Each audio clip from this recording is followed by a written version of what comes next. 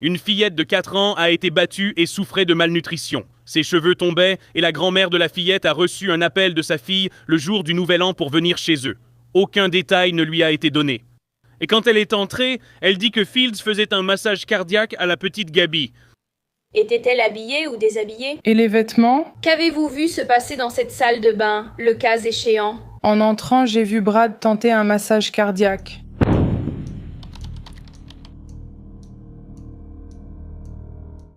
Gabrielle Renée Barrett, surnommée Gaby, est née le 3 juillet 2013 de sa mère, Candice Mullins Diaz, et de son père, Kyle Barrett, à Dearborn, Michigan. On disait d'elle qu'elle était une fillette sociable, joyeuse, et aimait le film La Reine des Neiges. Les parents de Gaby se sont séparés quand elle avait moins d'1 an, en 2014.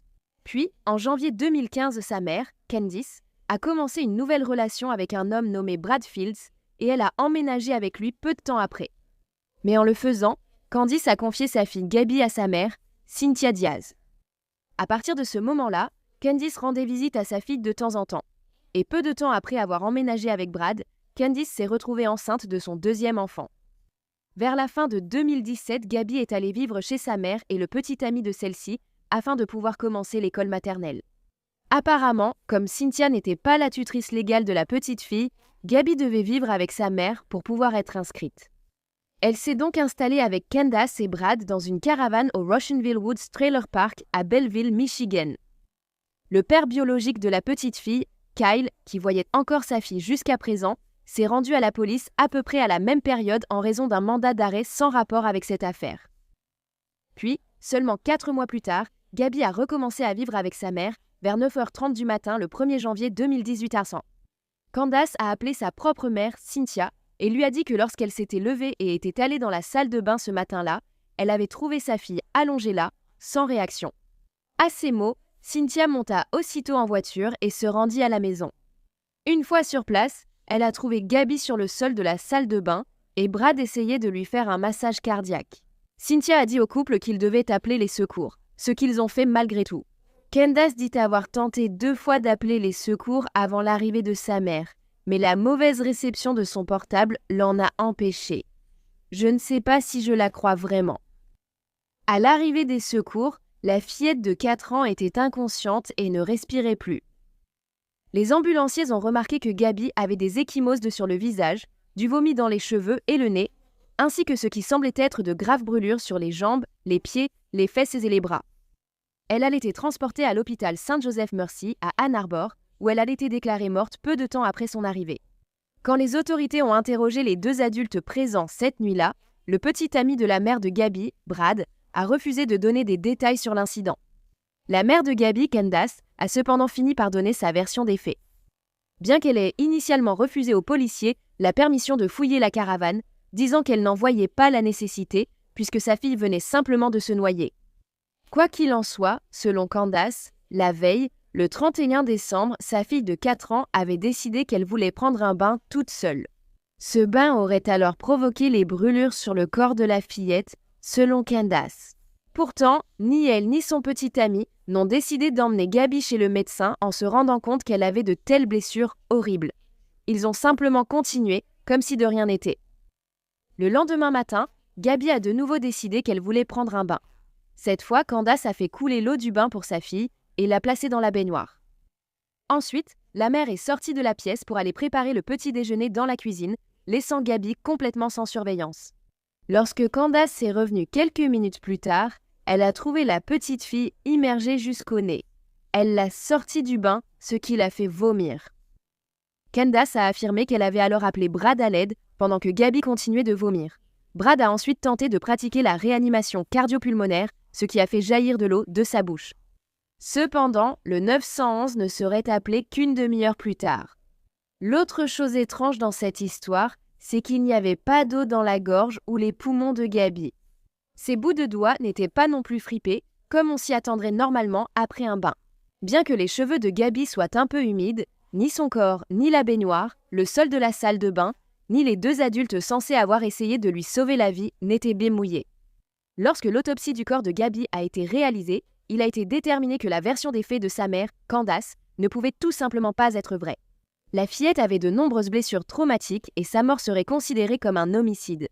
Sa mort a été attribuée à de multiples blessures infligées, notamment des traumatismes contondants, des brûlures mortelles et des blessures par asphyxie. La cause officielle du décès de Gabby était un choc septique et un syndrome de l'enfant battu. Selon une détective, l'enfant avait été tellement gravement brûlé qu'un de ses orteils était tombé. Le corps de Gabby était également quelque peu émacié. Elle avait les cheveux emmêlés et infestés de poux. Ses cheveux avaient également été arrachés directement de son cuir chevelu à certains endroits. Et il y avait des indications qu'elle avait été étouffée par une main placée sur son nez et sa bouche. La négligence physique, médicale et dentaire a également contribué à sa mort. Elle avait un certain degré de carie sur chacune de ses dents. En plus de cela, un rapport toxicologique a révélé qu'elle avait de la caféine et des amphétamines dans son organisme. Le médecin légiste du comté a déclaré que c'était le pire cas de maltraitance d'enfant qu'il ait jamais vu en 27 ans de carrière. Une fois le rapport d'autopsie terminé, un mandat d'arrêt contre Candace et Brad serait émis. Et à ce moment-là, ils avaient déjà commencé à fuir. Ils finiraient par être retrouvés une semaine après la mort de Gabby à Lake Park, en Géorgie, près de l'Interstate 75 à la frontière de la Floride.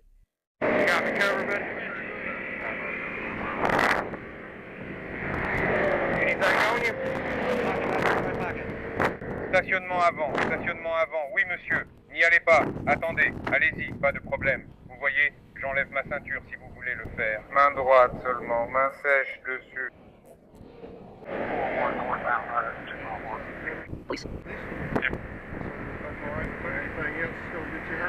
Je n'ai rien à voir avec ça, mais ça m'inquiète. Left hand on.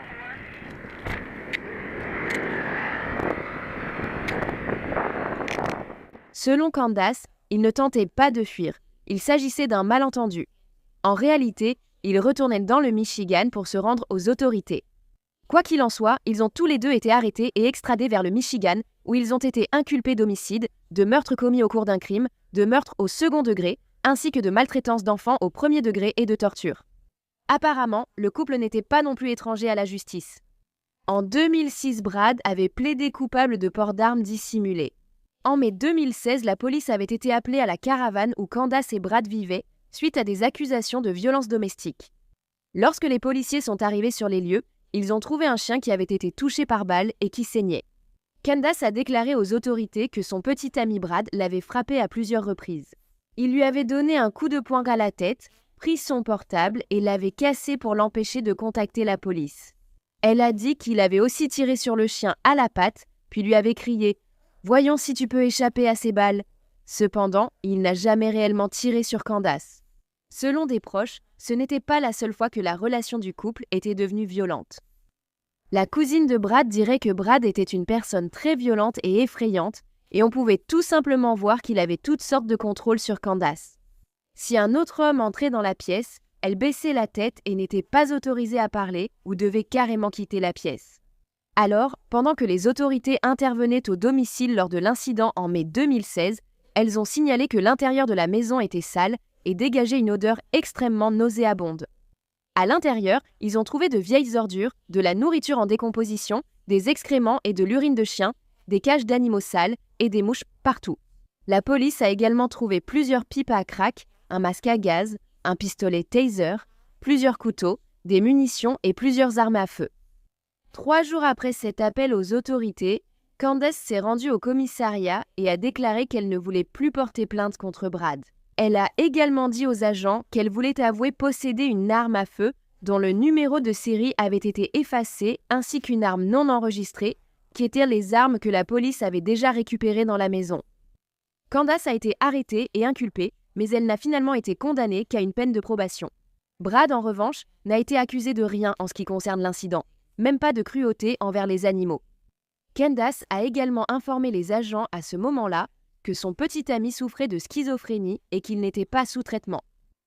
En fait, Candace et Brad souffraient tous les deux de graves troubles mentaux qu'ils ont reconnus au moment de leur arrestation en lien avec la mort de Gabby. Aucun ne recevait de traitement pour ces maladies.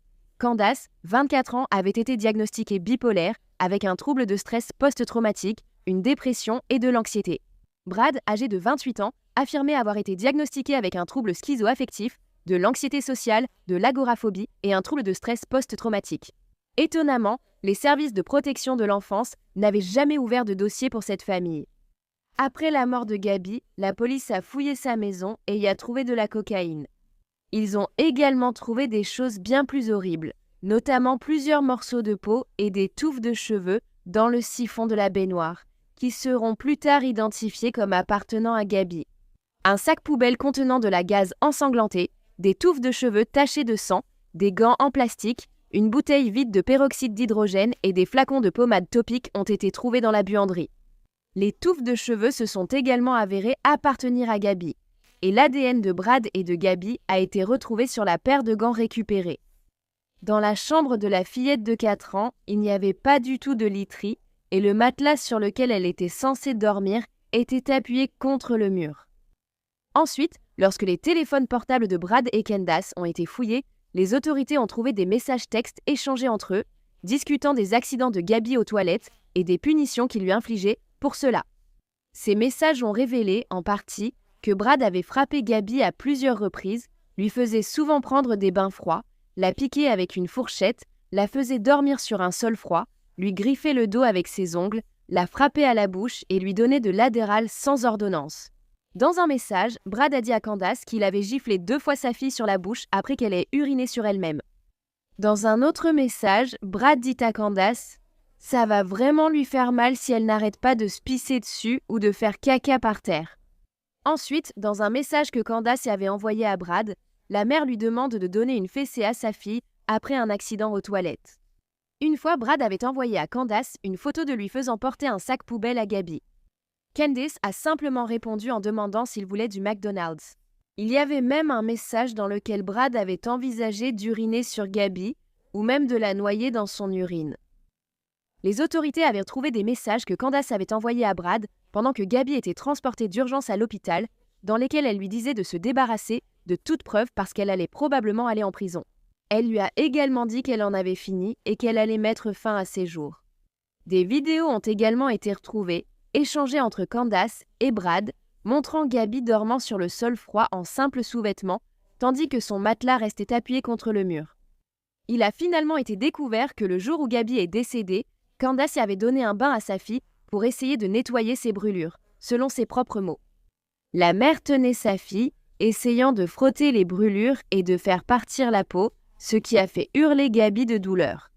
Les cris ont énervé Brad et il a dit à Candace qu'il ne pouvait plus le supporter. Alors Candace a serré sa fille plus fort, essayant de la faire taire, puis elle l'a accidentellement étouffée. La mère avouerait qu'elle estimait que la douleur que sa fille ressentait quand elle essayait de lui enlever la peau brûlée, sur une échelle de 1 à 10, était de 99 ou 100. Candace savait aussi ce que c'était que la douleur d'une brûlure sur la peau. Quand elle était plus jeune, sa vraie mère, Royana, avait laissé Candace sous la garde de sa grand-mère alcoolique. Pendant qu'elle surveillait Candace, la grand-mère s'était endormie avec une cigarette. Cela a entraîné des brûlures sur 46% du corps de Candace, ce qui a nécessité de multiples interventions chirurgicales et elle a dû rester à l'hôpital pendant des mois. Royana et la grand-mère de Candace avaient été arrêtées et inculpées pour maltraitance criminelle au second degré. Royana a fini par passer quelques appels à sa fille Candace pendant qu'elle était en prison, mais ces appels ont fini par cesser. Et le vrai père de Candace était également en prison à ce moment-là. C'est donc sa parente, Cynthia Diaz, qui a obtenu la garde de Candace, alors âgée de 7 ans. En septembre 2018, Brad Fields a été jugé et reconnu coupable de meurtre en lien avec la mort de Gabby. Il a été condamné à la prison à vie. Quelques mois plus tard, Candace a accepté un accord de plaider coupable. Ses accusations ont été réduites à homicide au second degré et maltraitance d'enfants au premier degré. Les autres ont été abandonnées. Elle a été condamnée à une peine de 30 à 60 ans de prison et lors de son audience de condamnation, voici ce que le juge lui a dit. Vous n'avez jamais été une mère pour votre enfant. Vous étiez une génitrice qui a négligé son enfant par amour pour un bon à rien nommé Brad. Dans le règne animal, les lions mâles ne tuent que les lionceaux qui ne leur sont pas apparentés. Ensuite, ils fécondent la lionne avec leur propre progéniture. Cette logique malsaine était pratiquée dans la maison de Brad le clochard. Lui, avec ton aide, a tué ton enfant et a épargné Zoé, qui est un autre mot pour amour. Je ne suis pas d'accord avec l'accusation. Elle n'était jamais à la maison, pas Zoé.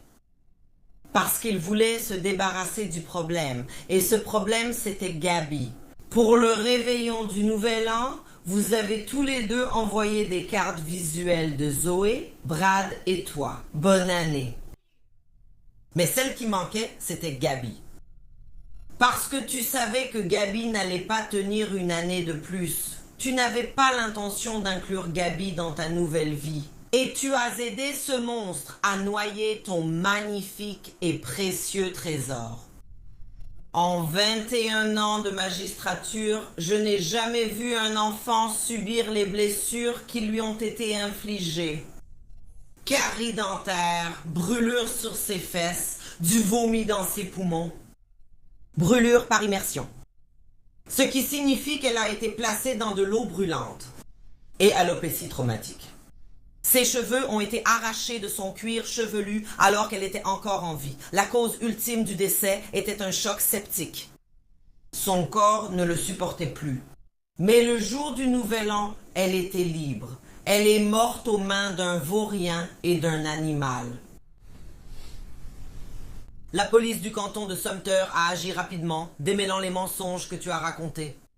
Tout pour te protéger. Et qu'as-tu fait quand ta famille avait besoin de toi? Tu t'es défilé. Il t'a fallu 38 minutes pour appeler le 911, mais tu as pris le temps de nettoyer la baignoire. La peau de ton bébé a été retrouvée dans une canalisation. Tu as fait tout ton possible pour le cacher. Son histoire a été révélée. Et cela devrait servir d'avertissement à tous ces géniteurs qui, en silence, torturent leurs enfants. Qu'ici, dans le comté de Wayne, la torture et les meurtres d'enfants seront poursuivis avec la plus grande sévérité. Il est approprié, alors que nous entamons cette période de fête, que toi et Brad soyez là où vous méritez d'être, derrière les barreaux comme les animaux que vous êtes. La tante de Gabi, Stéphanie Barrett, a eu la gorge serrée en commençant sa déclaration sur les conséquences du crime et elle a dit « Chaque jour, nous vivons dans la douleur, en nous demandant pourquoi elle a été assassinée. Nous ne pouvons plus voir cette belle âme à cause d'eux. » Plus d'une douzaine de membres de la famille accompagnaient Stéphanie à l'audience. La famille portait avec elle un livre photo-relié qu'ils avaient créé, rassemblant tous les moments où Gabi était heureuse. La grand-mère paternelle de Gabi, Deborah Barrett, a déclaré que la fillette était un concentré de joie, souriante et passionnée de jeu.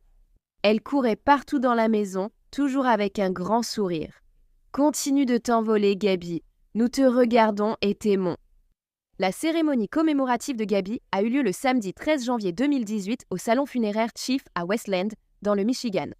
Elle a ensuite été incinérée.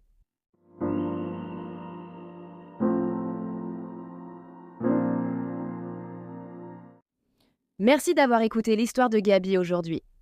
Cela me met encore plus en colère que sa mère, Candace, ait elle-même souffert de terribles brûlures sur sa propre peau lorsqu'elle était enfant. Et pourtant, elle a fait subir à sa propre fille la même torture inimaginable.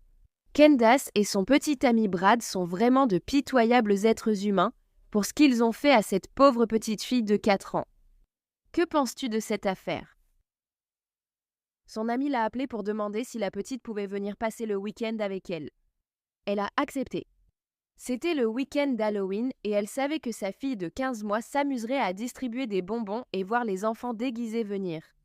Mais ce week-end serait finalement celui qu'elle finirait par regretter.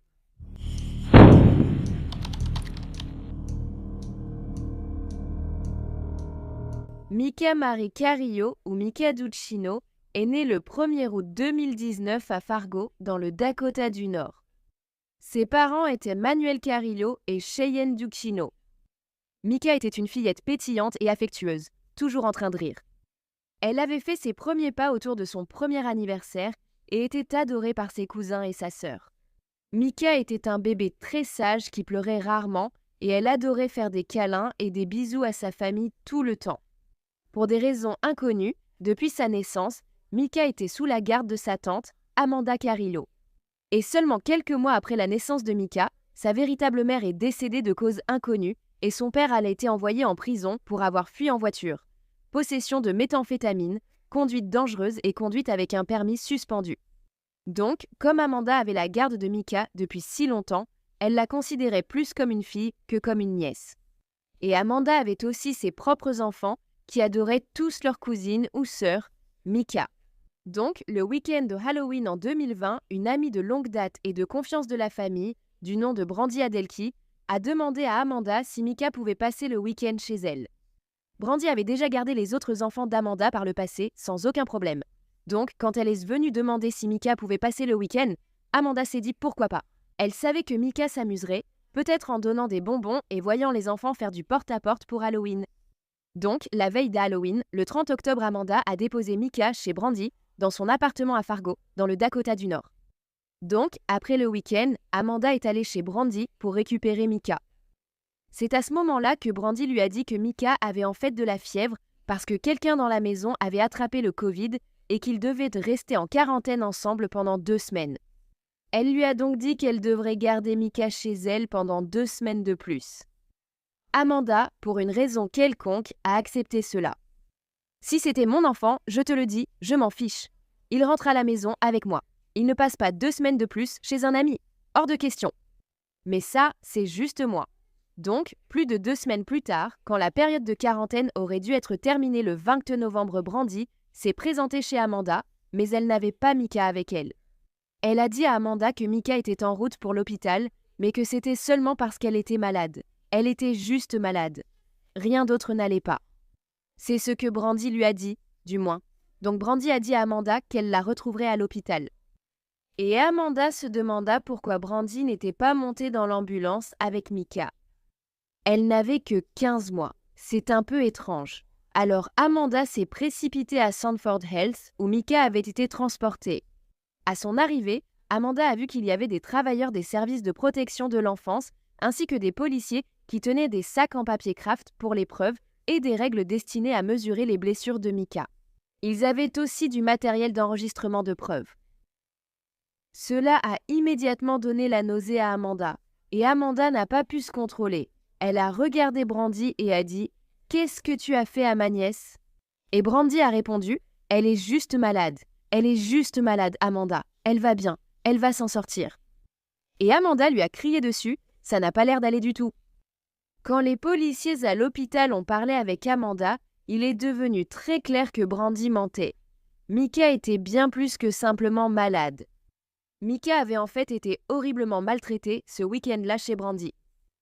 La petite fille avait été battue, brûlée avec des produits chimiques, forcée à boire de l'alcool et violée de plusieurs façons. En raison de toutes les blessures de Micah, elle avait été placée sous la protection des services de protection de l'enfance à son arrivée à l'hôpital. Et malheureusement, les médecins ont dû placer la petite Micah sous maintien artificiel en vie en raison de la gravité de ses blessures et elle ne présentait aucune activité cérébrale. C'était très probablement parce que Micah était morte depuis 2 minutes avant que quelqu'un n'essaie même de la réanimer. Les médecins avaient très peu d'espoir que Micah s'en sorte. Et puis, seulement 4 jours plus tard, le 24 novembre 2020, elle n'avait toujours aucune activité cérébrale. À ce moment-là, sa famille a décidé d'arrêter son maintien artificiel en vie. Et Micah Carrillo a été déclarée morte. Apparemment, à 22h30, le 20 novembre, Brandy avait appelé les secours. Lorsque les secours sont arrivés à l'appartement, qui se trouvait sur la 17e rue Sud à Fargo, ils ont constaté que Micah avait un pouls faible, ne répondait pas, sa peau était bleue et elle présentait des ecchymoses suspectes sur tout le corps. Quand la police a interrogé Brandy, elle a expliqué avoir baigné Micah car la fillette avait de la fièvre. Elle leur a ensuite dit qu'elle l'avait laissée seule dans le bain, sans surveillance, jusqu'à 2 heures. Elle a dit que pendant ces 2 heures, c'est à ce moment-là que Micah a glissé sous l'eau et qu'elle ne sait pas combien de temps elle est restée sous l'eau. Puisque vous savez, elle ne la surveillait pas comme elle était censée le faire, puisqu'elle était la babysitter. Interrogée sur les ecchymoses suspectes de Micah, Brandy a expliqué qu'elle provenait des gestes de premier secours effectués quand Micah avait cessé de respirer.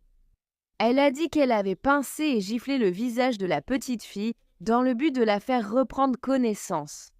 elle a affirmé que Micah avait effectivement repris connaissance brièvement. Elle avait toussé, puis Brandy a dit qu'elle lui avait donné un peu de jus. Elle affirme qu'après cela, Micah est redevenue inconsciente, et c'est à ce moment-là qu'elle a appelé le 911. La police a aussi affirmé que les rumeurs sur la Covid-19 dans l'appartement de Brandy étaient fausses.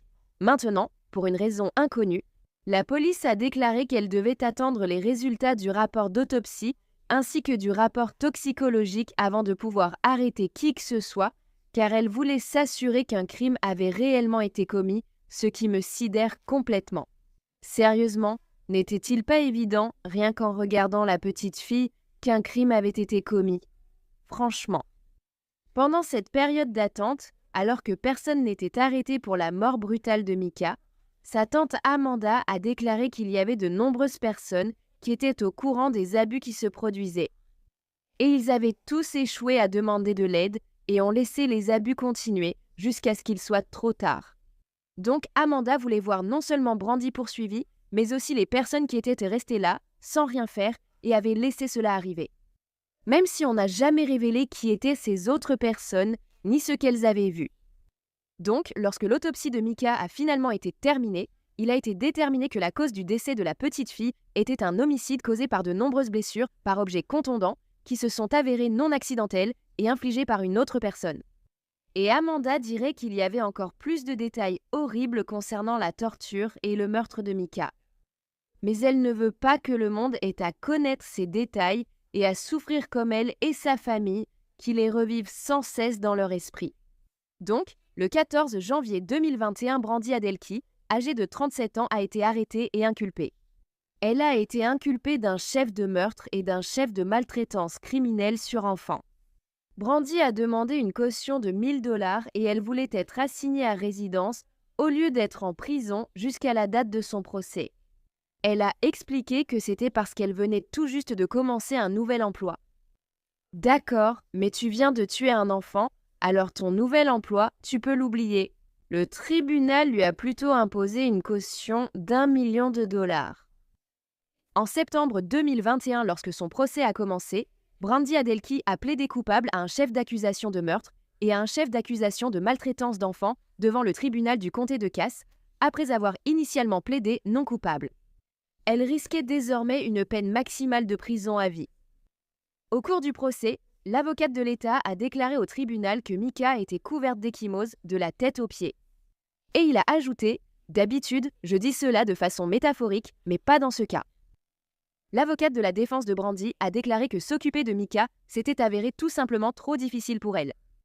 Et au lieu de demander de l'aide, elle a simplement commis une erreur tragique. Toutes les blessures de cette petite fille, c'est bien plus qu'une simple erreur. Et lorsque la famille de Micah a lu à haute voix ses déclarations sur l'impact de la victime, Brandy a commencé à pleurer. Une lettre écrite par la grand-mère de Micah, Cindy Carillo, a été lue à haute voix. Elle a écrit à quel point elle et sa famille ont dû mettre fin au maintien en vie de leur petite fille seulement 3 mois après avoir célébré son premier anniversaire. Mon mari et moi avons dû regarder notre famille écouter la terrible nouvelle concernant une belle petite fille qui a été battue et torturée par quelqu'un en qui nous avions confiance. Nous avons dû regarder notre fils prendre la décision la plus difficile de sa vie, débrancher les appareils et laisser son bébé cesser de souffrir. Je ne souhaiterais cela à personne, même pas à toi, Brandy. Elle a également ajouté que la police avait dit à la famille de ne pas lire le rapport d'autopsie de Micah, car cela les changerait à jamais. Et l'une des choses qu'Amanda disait en lisant sa déclaration d'impact sur la victime était « Je ne comprends pas comment on peut ôter la vie d'un enfant innocent et ce qu'elle aurait pu faire de si grave pour que tu lui fasses autant de mal. Je sais que je n'aurai jamais de réponse à ces questions. J'ai mal chaque fois que je franchis la porte car il manque quelque chose. Je ressens de la douleur quand j'entends mes enfants rire parce qu'il manque le rire de Micah. » Et Amanda a aussi dit qu'elle ne se pardonnera jamais d'avoir laissé Brandy garder sa nièce Micah ce week-end-là. Brandy a aussi parlé et dit qu'elle ne voulait pas que cela arrive. Je ne comprends pas comment tu peux dire ne pas vouloir ces blessures, car elles ne sont pas accidentelles. Je suis désolée pour la famille. Je suis désolée.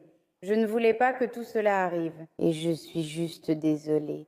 Je ressens de la douleur chaque fois que je franchis ma porte parce qu'il manque quelque chose. J'ai mal chaque fois que j'entends mes enfants rire, car il manque un rire. Il y a à peine un an, le monde d'Amanda Carrillo a changé à jamais. Jamais, même en 1 million d'années, personne n'aurait imaginé ça. Elle a gardé les enfants de presque tout le monde et personne n'aurait jamais pensé qu'elle ferait quelque chose comme ça. Amie de la famille Carrillo depuis plus de 5 ans, Brandy Adelky passait la nuit avec Mika, âgée de 15 mois, dans son appartement du sud de Fargo en novembre dernier quand, selon son avocat, elle n'a plus supporté la situation.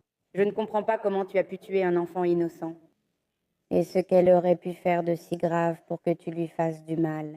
Lorsque Mika a été admise à l'hôpital, les médecins et les enquêteurs ont constaté des traumatismes causés par des coups sur tout son petit corps. Les détails étaient si horribles. Le procureur du comté de Cass, Ryan Ljunggren, a refusé de commenter les faits. Dans une lettre adressée au tribunal et écrite par la grand-mère de Mika, Cindy, elle a évoqué l'immense chagrin ressenti par la famille, des mots qui ont même bouleversé le procureur chevronné.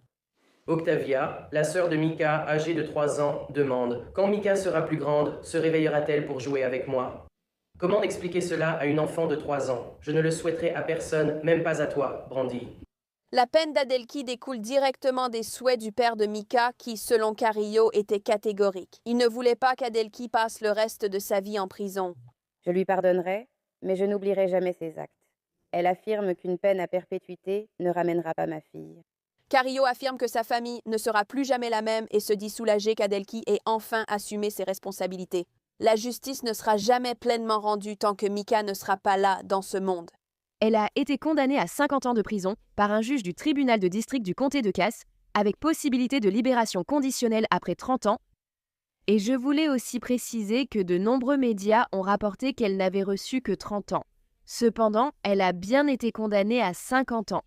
Et après 30 ans, comme je l'ai dit, c'est à ce moment-là qu'elle pourra éventuellement bénéficier d'une libération conditionnelle.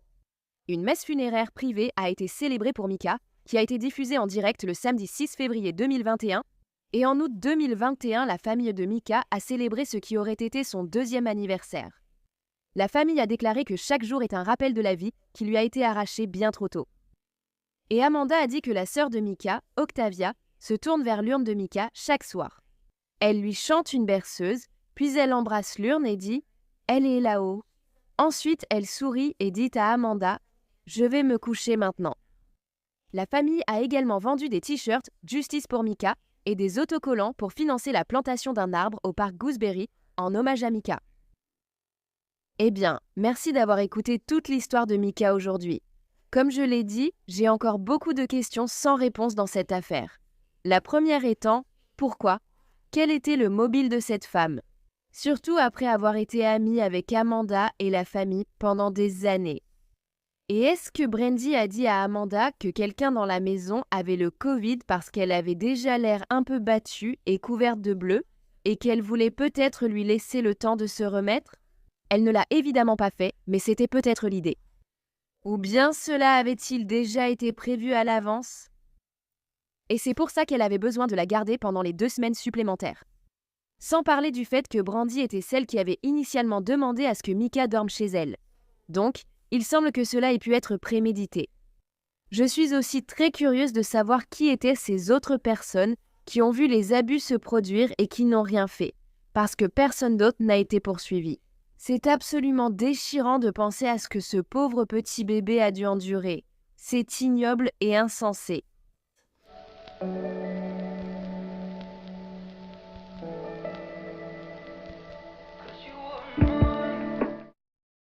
La petite Brianna Lopez est née le jour de la Saint-Valentin en 2002.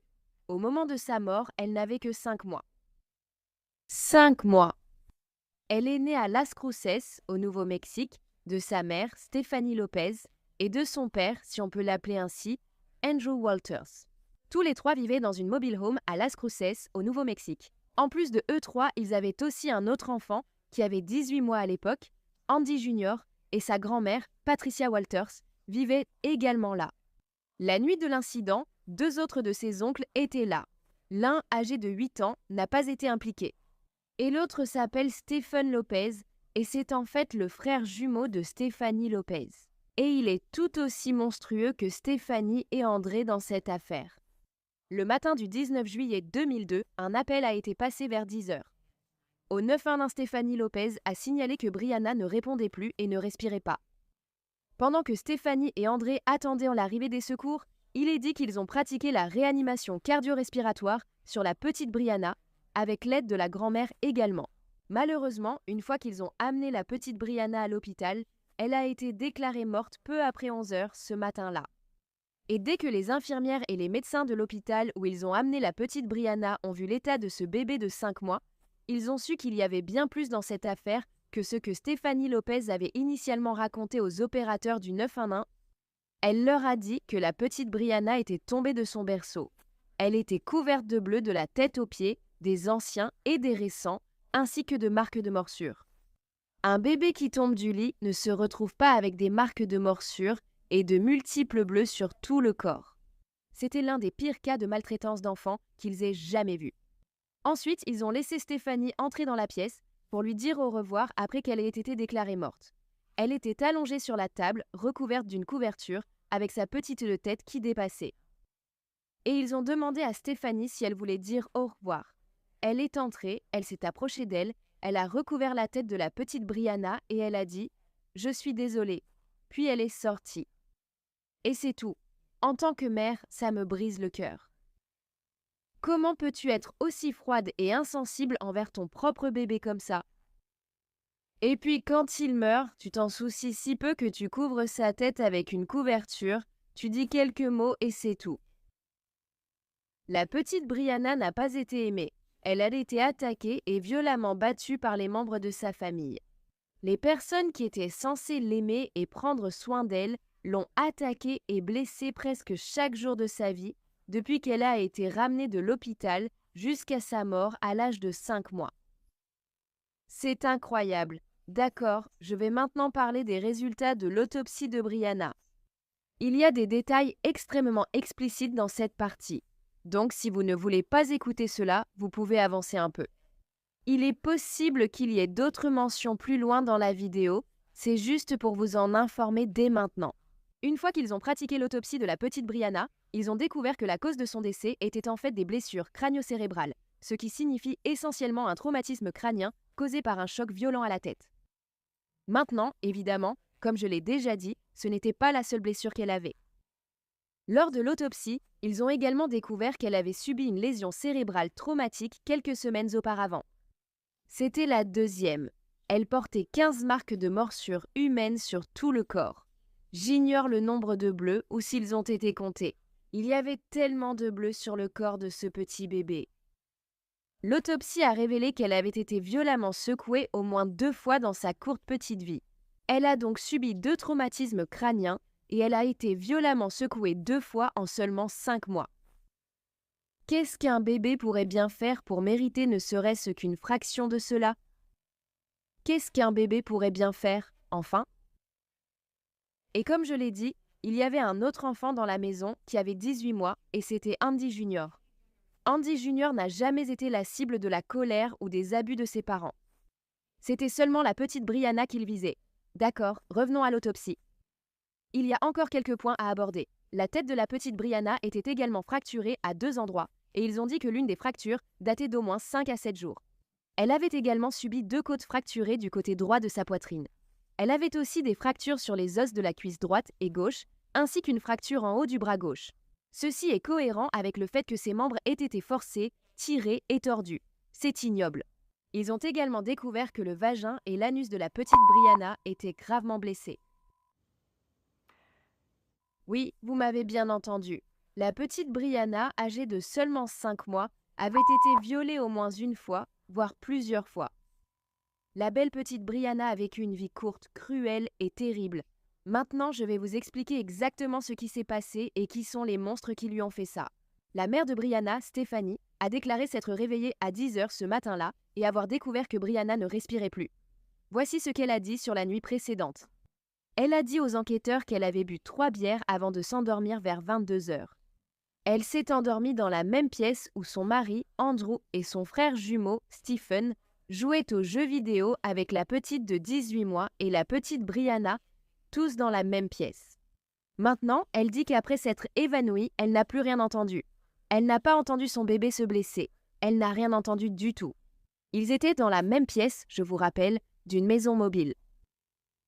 Et elle n'avait bu que 3 bières. À notre connaissance, il n'y avait pas de drogue. Il n'y avait pas de drogue en jeu, juste les bières.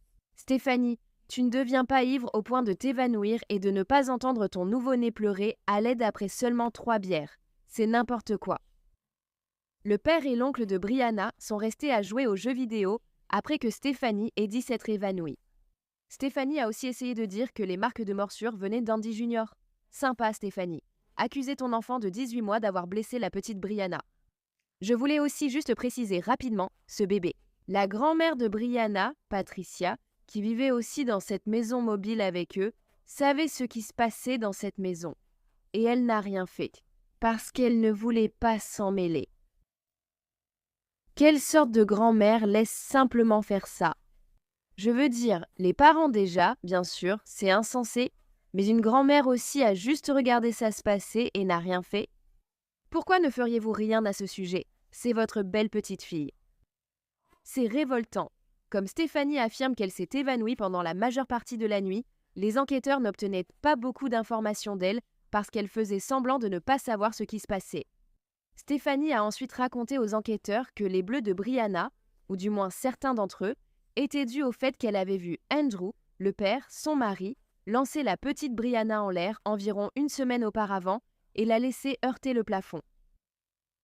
Quand elle a vu cela, elle dit qu'elle lui a dit d'arrêter parce qu'il allait lui faire du mal. Mais l'as-tu vraiment fait? Parce que si je voyais quelqu'un faire ça à mon enfant, ce serait un peu plus qu'un simple « ne fais pas ça ». Ce serait plutôt « donne-moi mon bébé, bordel, et je me casse d'ici tout de suite ». Tout de suite. Il n'y a aucune excuse pour ça. Elle a également attribué une partie des ecchymoses au fait qu'elle a dit que la petite Brianna était tombée du lit quelques jours auparavant, ainsi que la nuit de l'incident. Donc elle dit que c'est pour ça qu'il y avait toutes ces ecchymoses. Il y avait même des bleus derrière ses oreilles. Il y en avait partout. Partout. Donc Stéphanie a dit qu'elle avait vu cela se produire 3 fois. Andrew lançant la petite Brianna en l'air 3 fois. Elle dit qu'elle a vu cela arriver. Mais elle a aussi dit qu'elle n'avait jamais vu cela la nuit de l'incident. Rappelez-vous, elle était évanouie. Donc, bien sûr, les enquêteurs voulaient aussi parler à Andrew. Quand ils ont parlé à Andrew, ils ont eu un peu plus d'informations sur ce qui se passait parce qu'il était réveillé en train de jouer aux jeux vidéo. Andrew a admis aux enquêteurs que lui et Stephen jouaient un peu brutalement avec Brianna. Donc, dans sa déclaration à la police, il a admis avoir lancé la petite Brianna en l'air et, selon ses dires, l'avoir peut-être ratée quelques fois. Donc, il l'a lancée en l'air et il ne l'a pas rattrapée, laissant le bébé tomber par terre. Il a dit qu'il se pourrait qu'il ait laissé cela se produire plusieurs fois. Il a aussi dit que l'oncle Stéphane avait fait pareil. Donc, lui et l'oncle Stéphane ne jouaient pas seulement aux jeux vidéo, ils faisaient aussi un jeu en lançant la petite Brianna jusqu'au plafond, la laissant heurter le plafond, puis tomber sur le sol. C'était leur forme de divertissement. Le père, Andrew, dit aussi qu'il ne voulait pas la blesser et qu'il ne se rendait pas compte qu'il était aussi brutal. Il a dit à la police, je cite, « J'ai déjà laissé une marque comme ça à force de jouer avec elle et Stéphanie se fâche. » C'était sa déclaration à la police. Clairement, Stéphanie n'est pas assez en colère vu où est Brianna. Il affirme s'être endormi entre 00h30 et 1h. Il dit ensuite qu'il s'est réveillé vers 3h du matin. Il ignorait où se trouvait Brianna. C'est un bébé de 5 mois. Elle devrait sûrement être dans son berceau. Je ne savais pas où elle était. Je me suis rendormie. Je me suis réveillée un peu plus tard. La petite Brianna était maintenant à côté du lit. Il dit qu'il a joué avec elle, lui a donné une couverture et a changé son alimentation. Sa couche, puis il l'a remise au lit. Il dit que la 2e fois qu'il s'est réveillé avec Brianna, c'était vers 3h du matin. À 10h, il jouait avec elle, lui donnait une couverture, changeait sa couche et dit ne pas avoir remarqué de problème chez elle. La police l'a évidemment aussi interrogé au sujet des blessures dans les parties intimes de Brianna. Il s'est mis très en colère et a dit « Vous n'allez pas trouver de sperme là-bas ». Il dit que la raison pour laquelle elle a ces blessures, c'est parce que lorsqu'il s'est levé pour lui changer la couche, il a pris une lingette pour bébé, l'a enroulée autour de son doigt et l'a sodomisée avec. Ensuite, il a remarqué un peu de sang en retirant son doigt. Les blessures que la petite Brianna avait subies de cette manière ne provenaient pas seulement de cet incident. Elles étaient brutales.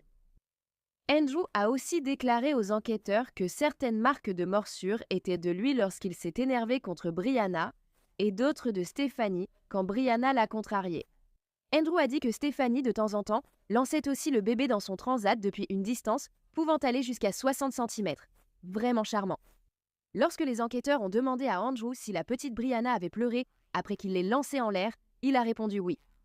Ils lui ont alors demandé « Que fais-tu pour la calmer ?» Sa réponse ? « J'ai juste continué à la lancer en l'air. » Donc, la troisième personne, Stéphane Lopez, a également été interrogé. C'est l'oncle du bébé Brianna et le frère jumeau de Stéphanie. Lorsqu'il a fait sa première déclaration à la police, il a dit que la veille au soir, lui et André étaient allés sortir acheter des bières à la boutique d'alcool, puis ils étaient revenus à la maison pour jouer à des jeux vidéo dans leur chambre, pendant que Stéphanie, le bébé Brianna et Andy Jr. étaient tous dans la même pièce. Il dit aussi que Stéphanie s'est endormie à peu près à l'heure qu'elle a indiquée et qu'elle a dormi pour le reste de la nuit. Il a admis à la police qu'il lançait aussi le bébé Brianna en l'air et a dit qu'elle avait touché le plafond plusieurs fois. Ils l'ont confronté à propos de ce qu'André avait dit, qu'il lançait le bébé Brianna en l'air pour qu'elle touche le plafond, puis qu'elle retombe violemment sur le sol sans la rattraper. Et c'est à ce moment-là qu'il a avoué « Oui, nous l'avons fait, mais peut-être seulement une ou deux fois. » Ils ont aussi montré à Stéphane les photos de Brianna et lui ont demandé d'où cela venait. Il s'est aussi mis très en colère quand on lui a posé cette question et il a dit « Non, je n'ai pas fait ça, je n'ai rien fait de tel. » Quand on l'a interrogé davantage sur la même chose, sa réponse a changé pour « Je ne me souviens pas. » Tu ne t'en souviens pas? Comment peux-tu ne pas te souvenir d'une chose pareille? Peu de temps après, Stéphane a commencé à parler du nombre de bières qu'il avait bu la veille au soir. Et puis il a dit qu'il ne se souvenait pas avoir commencé un acte sexuel avec la petite Brianna, mais qu'il se souvenait l'avoir arrêtée parce qu'il s'était rendu compte que ce qu'il faisait n'était pas bien. Ah bon, tu crois? Elle a 5 mois et c'est ta nièce. Les enquêteurs ont aussi trouvé une tache de sang dans le pantalon de Steven qui correspondait au sang de la petite Brianna. Comme je l'ai dit auparavant, cette pauvre petite fille magnifique, et elle était vraiment belle. Elle était adorable. Elle a ça été maltraitée et torturée depuis le jour où Ellicott a été ramenée de l'hôpital jusqu'au jour où ces monstres l'ont assassinée. Elle a vécu une vie terrible et courte, et le fait que ce soit sa propre famille, qui était censée la protéger de tout, qui lui ait fait ça. La famille détestait ce bébé à tel point qu'il n'y avait aucune photo d'elle. Aucune. Après avoir ramené votre nouveau-né à la maison, vous avez sûrement déjà des centaines de photos sur votre téléphone en 5 mois. Comme toute mère. Elle n'avait aucune photo d'elle. L'un des enquêteurs a pris l'initiative de prendre une photo de la petite Brianna sur la table d'autopsie. Et comme je l'ai dit, elle était couverte de tous ces hématomes sombres. Alors il a pris la photo, il l'a retouchée et il l'a modifiée pour que la petite Brianna n'ait plus aucun de ces bleus ou marques visibles. Et c'est cette photo qu'ils utilisent d'elle parce qu'il n'y avait aucune autre photo de cette pauvre petite fille. Tu te rends compte ? Heureusement que l'enquêteur a fait ça, sinon on ne saurait pas à quoi ressemblait cette adorable petite fille. Et je pense que c'est important de mettre un visage sur la victime parce que ça rend les choses plus réelles et ça touche plus profondément. Donc maintenant, nous avons cette photo de la petite Brianna et nous avons aussi les photos de l'autopsie. Mais c'est bien d'avoir une photo d'elle où elle a l'air simplement de dormir et pas d'être aussi gravement blessée et maltraitée. À ce moment-là, les 2 autres enfants de la maison, le frère de la petite Brianna et son oncle de 8 ans, ont été confiés à la protection de l'enfance. Comme je l'ai dit, seule la petite Brianna a subi ces mauvais traitements. Il est cependant inimaginable que ces 2 jeunes enfants aient très probablement assisté à ces mauvais traitements et à la torture de leur petite sœur et nièce tout le temps. Voici en résumé les chefs d'accusation reçus par chacun. Stephanie Lopez a été reconnue non coupable de maltraitance intentionnelle envers un enfant, mais coupable de maltraitance ayant causé la mort d'un enfant. Elle a été condamnée à 27 ans de prison, ce que je ne trouve pas suffisant. Même si elle n'était pas responsable de la mort du bébé Brianna, elle a contribué au mauvais traitement et n'a rien fait pour l'empêcher. Elle est tout aussi coupable, tout aussi malfaisante et malade que son frère et son mari. Stephanie, cependant, a été libérée en 2016 après avoir purgé seulement 13 ans de sa peine. Elle y a été libérée pour bonne conduite. Je ne pense pas que quelqu'un condamné pour meurtre devrait jamais être libéré plus tôt pour bonne conduite. Avez-vous un commentaire sur la libération? Avez-vous un commentaire sur votre sortie de prison? Y a-t-il quelque chose dont vous voulez parler? Un commentaire que vous souhaitez faire?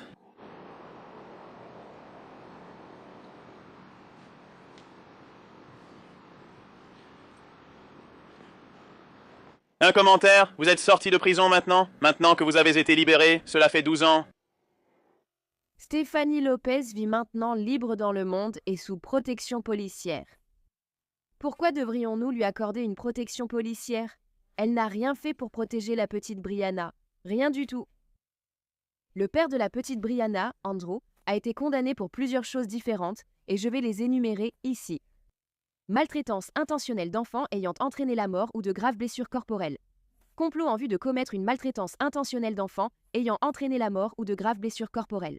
Pénétration sexuelle d'un enfant de moins de 13 ans au premier degré. Maltraitance intentionnelle d'enfants sans décès ni blessures graves. Négligence ayant permis la maltraitance d'un enfant. Il a été condamné à 57 ans de prison, ce qui honnêtement, à mon avis, n'est pas suffisant compte tenu de ce qu'il a fait. Stephen a été condamné pour maltraitance d'enfants ayant causé la mort ou de graves blessures. Complot pour infliger intentionnellement des mauvais traitements à un enfant ayant causé la mort ou de graves blessures et pénétration sexuelle au premier degré sur un enfant de moins de 13 ans. Il a été condamné à 51 ans de prison. De plus, ce n'est pas assez long. Andrew et Stephen devraient tous deux être libérés de prison dans les prochaines années. Et je ne pense pas que cela soit très connu. Cependant, Patricia, la grand-mère de la petite Brianna et la mère d'Andrew, a également reçu une peine. Elle a été condamnée pour non-signalement de maltraitance sur l'enfant. Je pense qu'elle mérite bien plus que cela, étant donné que cette condamnation n'a abouti qu'à 60 jours de prison. 60 jours, c'est tout. Pour ne pas avoir signalé ces mauvais traitements répugnants et atroces infligés à sa petite fille qui ont conduit à sa mort. 60 jours. Il y a des gens qui ont fait plus de prison pour s'être fait prendre avec un sachet d'herbe qu'elle n'en a fait. Alors, quand ils sont allés enterrer la petite Brianna, la famille a décidé qu'ils n'allaient de mettre ni pierre tombale ni stèle.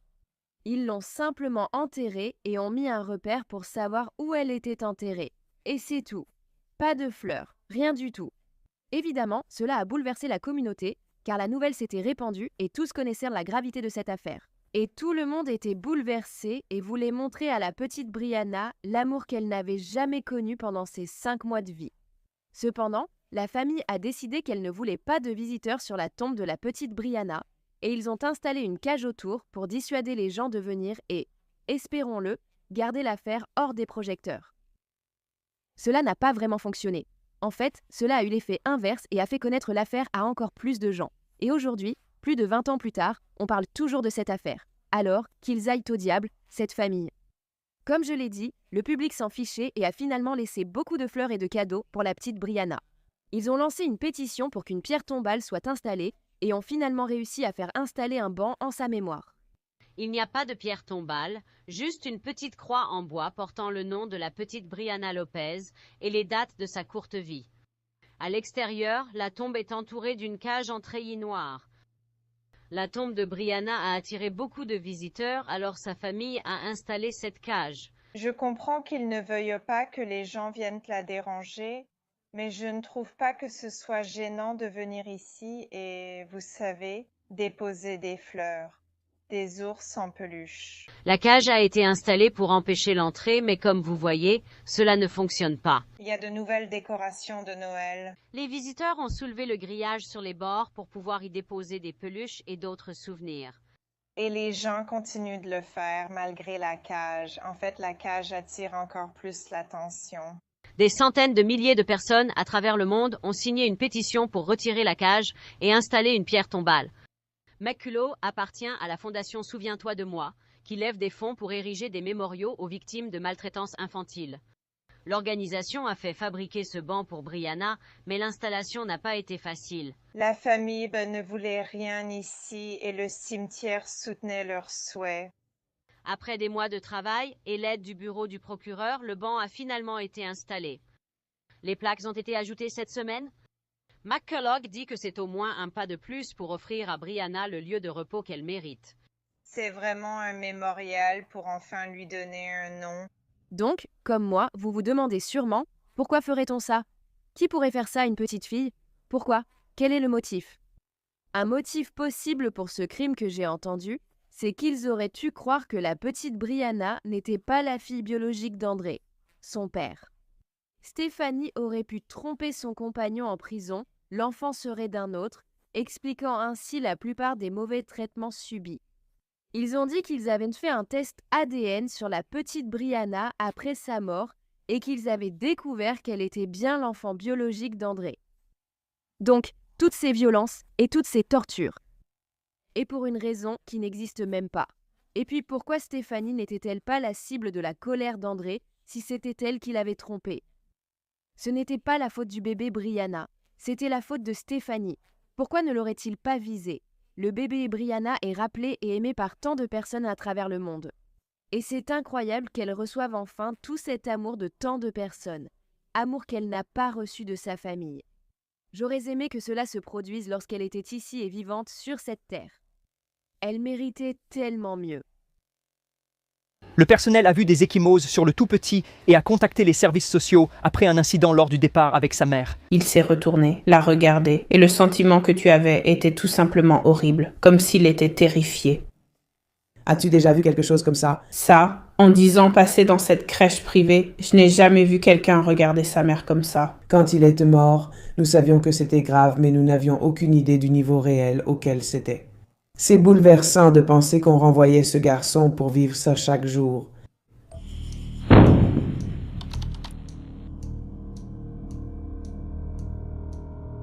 Liam Fee est né le 12 août 2011 de Rachel Tropha et Joseph Johnson à Wrighton, qui est un village à Tynemouth, en Angleterre. Il avait 2 frères jumeaux plus âgés et on disait que Liam était un garçon insouciant et heureux, aimant danser et jouer avec les autres enfants. Les parents de Liam se sont rencontrés en 2005 et ont vite emménagé ensemble. En 2007, ils ont eu les jumeaux, puis quelques années plus tard, en 2011, ils ont eu Liam. Mais seulement quelques mois après la naissance de Liam, en décembre 2011, Rachel a quitté Joseph pour une femme nommée Naomi Fee. Et en janvier 2012, les deux, qui étaient toutes les deux sans emploi, ont déménagé à Thornton Fife, en Écosse.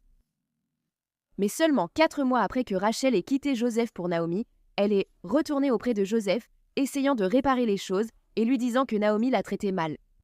Cependant, la tentative de réconciliation du couple n'a pas fonctionné et bientôt Rachel est retournée auprès de Naomi en Écosse, emmenant ses 3 garçons avec elle. À ce moment-là, Rachel a également empêché Joseph de voir ses enfants complètement. Liam avait une babysitter nommée Heather Farmer qui vivait à Fife et elle a commencé à s'occuper de lui chez elle en juillet 2012. Lorsque Heather a commencé à garder Liam, il était heureux, il aimait chanter et jouer avec les autres enfants. Mais bientôt, il a commencé à devenir renfermé et silencieux.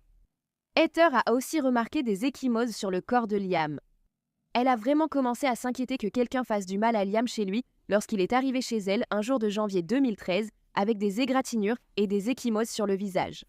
Cela s'est produit peu de temps après qu'il soit arrivé chez elle quelques jours plus tôt avec un front meurtri et un œil au beurre noir. Elle avait donc contacté l'association écossaise des assistantes maternelles pour le signaler. Heather avait demandé à Rachel, la mère de Liam, l'origine des blessures. Rachel avait répondu qu'il était tombé de son lit à barreaux. Donc, même si Heather ne savait pas forcément si Rachel maltraitait son fils, elle savait au moins qu'elle faisait preuve de négligence envers lui. Heather dira plus tard que parfois, elle s'inquiétait tellement pour Liam qu'elle ne dormait même pas la nuit. Au même moment où Heather a contacté l'association de garde d'enfants, une assistante sociale a été assignée au dossier de Liam. Mais l'assistante sociale, ainsi que la policière qui s'est rendue chez les filles pour vérifier la situation, ont toutes deux accepté l'explication plausible donnée par Rachel et Naomi, selon laquelle il s'était simplement cogné la tête. Donc, rien de plus n'a été fait. Puis, en avril 2013, l'assistante sociale chargée du dossier de Liam est tombée malade et a dû prendre beaucoup de congés. Durant son absence, aucune autre assistante sociale n'a suivi le dossier de Liam, il est donc passé inaperçu. À la même période, Heather a dit à Rachel et Naomi qu'elle ne garderait plus Liam car elle ne leur faisait plus confiance, même si elle ne l'a pas exprimé directement. Après le départ de Heather, Liam a commencé à fréquenter Sunshine Private Nursery à Kirkcaldy. Il y allait 2 fois par semaine, mais le personnel de la crèche a vite remarqué que Liam arrivait avec des bleus et une fois, une lèvre enflée. Lorsque cela a été évoqué avec la mère de Liam, Rachel, elle leur a dit qu'il se faisait du mal en se pinçant lui-même, et elle pensait que c'était parce qu'il était autiste, même si elle n'en avait aucune preuve. Les employés de la crèche ont aussi noté que Liam semblait apeuré par sa mère, et un jour il est venu avec un œil au beurre noir. Après cela, ils ont également contacté les services sociaux pour signaler leurs inquiétudes.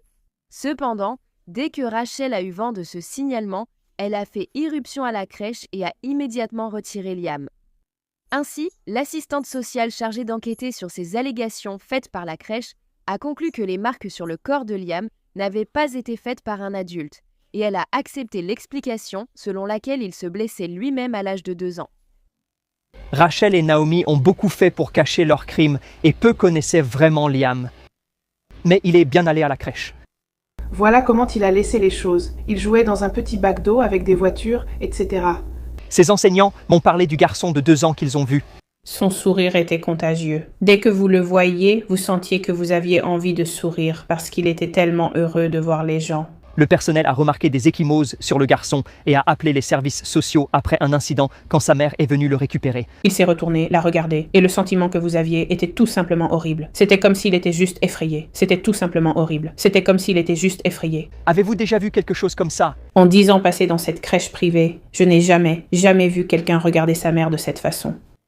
Quand il est mort, nous savions que c'était grave, mais nous n'avions aucune idée du niveau réel de la situation. C'est déchirant de penser qu'on renvoie ce garçon dans cet environnement chaque jour. C'est la maison où Liam est mort. Une assistante sociale est effectivement venue ici avec la police lorsque la crèche de Liam s'est plainte des blessures qu'il avait sur le corps. On leur a dit que Liam s'était cogné la tête, ils ont accepté et sont partis. L'assistante sociale est tombée malade sans remplaçant désigné. Et cette famille s'est retrouvée sans surveillance. Lorsque Liam a ensuite été amené pour un examen médical, le fait qu'il avait perdu du poids n'a même pas été noté. À ce moment-là, aucun mauvais traitement ou négligence envers l'enfant n'a été suspecté. Puis, en septembre 2013, une femme nommée Patricia Smith, qui connaissait la famille, a également contacté les travailleurs sociaux après avoir vu la famille dehors un jour. Liam était assis dans sa poussette et il avait une couverture sur la tête. Quand elle a pu voir son visage, elle a dit qu'il avait l'air affreux et qu'elle ne savait pas s'il était drogué ou mort. Peu après, un frère de Liam s'est aussi blessé au pied, une blessure restée sans soin jusqu'à son hospitalisation. Un voisin a signalé cette blessure à une assistante sociale sans jamais recevoir de retour. Puis, dans la nuit du 22 mars 2014, peu avant 19h30, les voisins ont entendu des cris et des pleurs hystériques venant de l'appartement de la famille. Moins d'une demi-heure plus tard, Naomi appellerait le 999 en disant que Liam ne répondait plus. Les premiers intervenants sont arrivés au domicile à 20h03. Ils ont constaté que le corps de Liam était déjà raide, signe qu'il n'était pas mort sur le moment, contrairement à ce qu'affirmèrent les 2 femmes. Naomi et Rachel avaient également inventé une histoire pour les premiers intervenants ainsi que pour la police. Elles ont affirmé que Rachel était sortie ce soir-là et que Naomi avait couché Liam tôt. Elle est ensuite montée vérifier comment il allait vers 19h et a poussé un cri déchirant lorsqu'elle l'a trouvé sans vie et pâle. Pendant que les premiers intervenants s'occupèrent de Liam, Rachel a amené un des frères aînés de Liam et l'a poussé devant les policiers, exigeant qu'ils leur disent ce qu'il avait fait à son petit frère. Comme il ne disait rien, Rachel a dit à la police que c'était lui qui avait étouffé Liam. Ce frère aîné a ensuite été emmené au poste de police pour être interrogé, et une fois là-bas, il a admis qu'il avait tué Liam. Il a dit que c'était parce que son petit frère recevait plus d'attention et qu'il en était jaloux. Cependant, plus tard, lorsque l'autopsie de Liam a été terminée, il était clair qu'il n'était pas mort d'asphyxie. Lorsque le corps de Liam a été examiné, on a découvert que le cœur du petit garçon s'était rompu à cause de multiples coups portés à sa poitrine. Le médecin légiste a constaté qu'il avait plus de 30 blessures différentes, y compris un fémur fracturé et un bras fracturé. Les blessures de Liam ressemblaient à celles des victimes d'accidents de voiture avec de graves traumatismes contondants. L'autopsie a également révélé que son poids corporel était extrêmement bas, encore plus bas qu'il ne l'était 8 mois auparavant.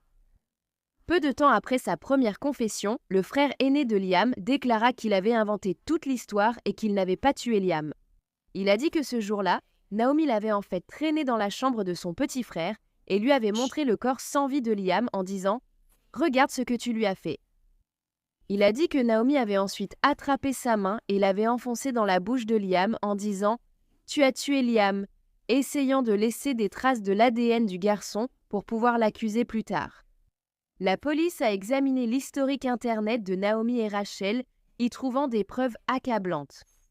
Quelques jours avant la mort de Liam, ils avaient cherché de la morphine pour enfants sur Google.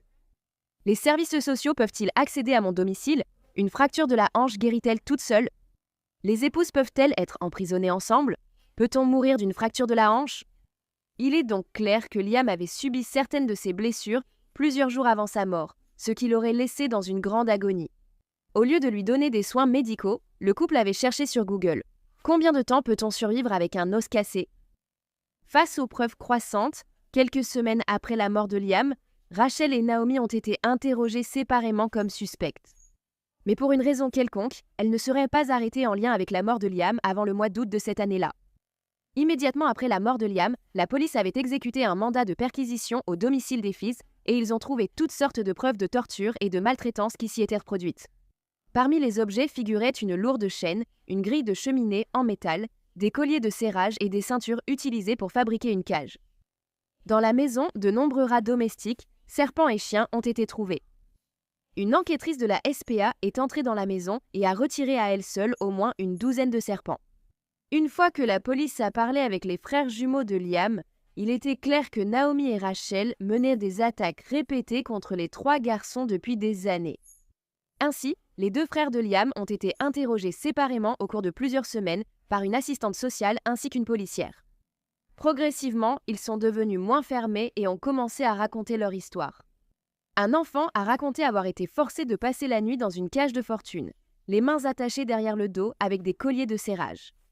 Il a également dit que ses mains et ses pieds, qui avaient été attachés avec ses colliers de serrage, enflaient tellement que Naomi l'appelait main de flanc.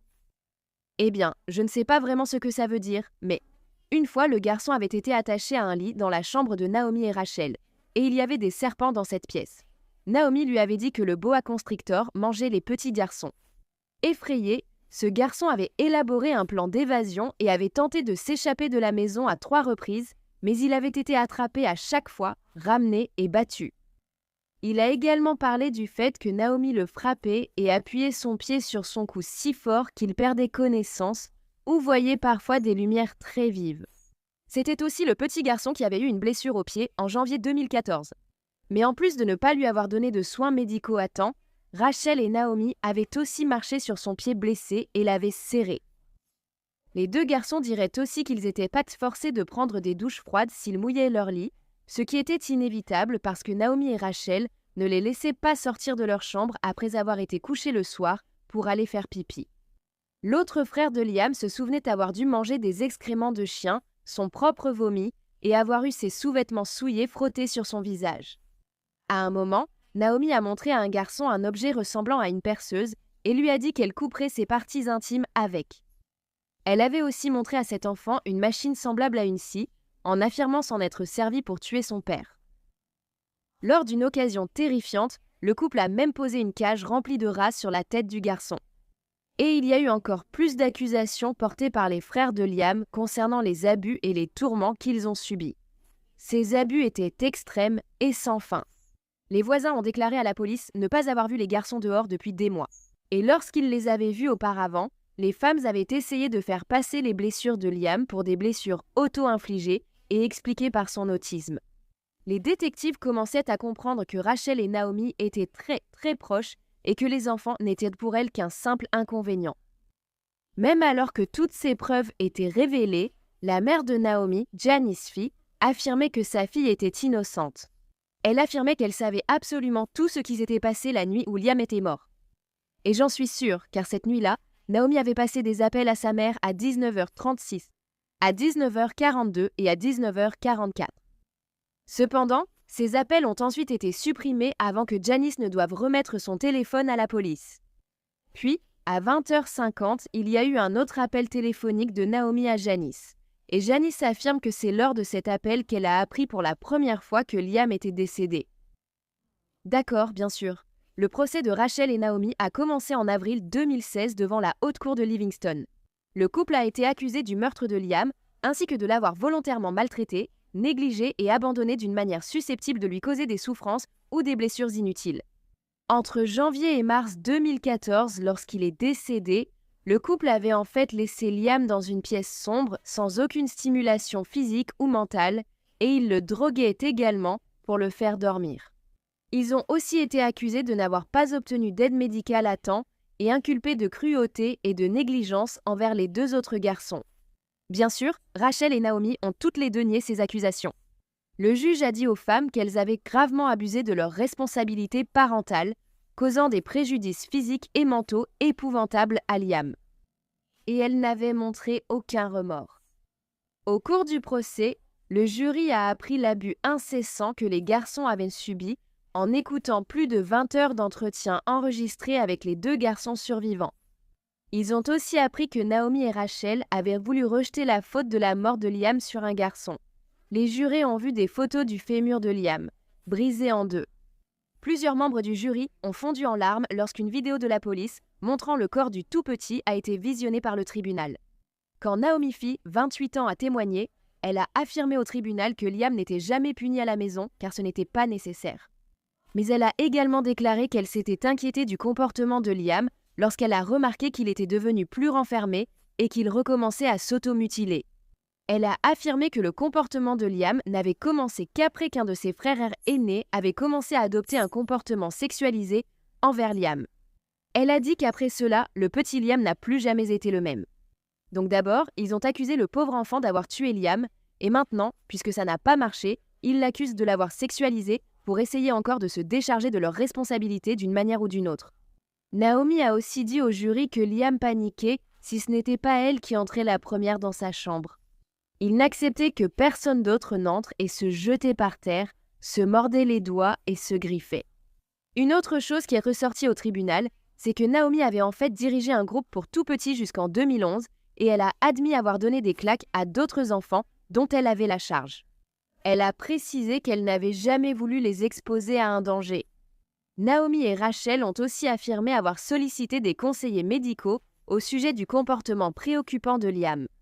Une autre chose qui les inquiétait était que Liam s'était récemment attaché à une couverture sous laquelle il se cachait. Et Naomi pensait que c'était parce qu'il était autiste et qu'il essayait d'éviter les gens. En réalité, il essayait probablement de se cacher d'elle et de sa vie horrible. Pauvre petit. Il y avait aussi une autre histoire élaborée qui a été racontée à propos d'une nuit en février 2014. Rachel et Naomi se seraient apparemment réveillés au milieu de la nuit pour trouver l'un des garçons plus âgés en train de fabriquer une corde afin de s'échapper. Naomi a expliqué qu'il agissait ainsi car il avait blessé Liam. Lorsqu'elles ont vérifié dans la chambre de Liam, il avait une coupure à la tête, selon elle.